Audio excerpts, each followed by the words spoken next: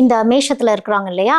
ஏன்னா இந்த ஓ வந்து கொஞ்சம் லிசன் பண்ணும், கொஞ்சம் அட்மைர் பண்ணணும்னு வச்சுக்கோங்களேன் இந்த மேஷத்தில் இருக்கவங்கள. ஸோ ஓ வந்து செட் ஆகும்.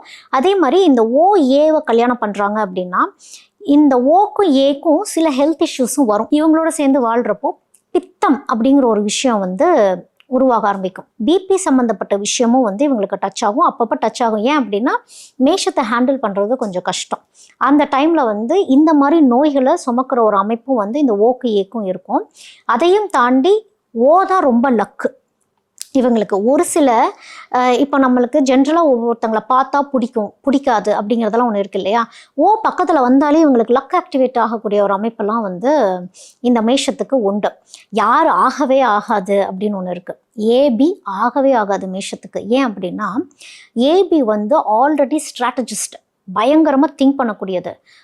ஒரு ஒரு அரசன் தான் இருக்க முடியும். ஆல்ரெடி ஏபியா இருக்காங்க, ஒருத்தவங்க இருக்காங்க அப்படின்னா ஸோ அதே மேஷத்துக்கு ஜென்ரலாகவே ஏபி செட் ஆகாது. எந்த குரூப்புக்கும் செட் ஆகாது. இல்லை, மேஷ ராசிக்கு ஏபி செட் ஆகாது. ஏன் அப்படின்னா மேஷ ராசி கொஞ்சம் எமோஷன்ஸும் கொஞ்சம் எதிர்பார்க்கும். ஆல்ரெடி மேஷம் வந்து துடுன்னு இருக்கக்கூடியவங்க தான்.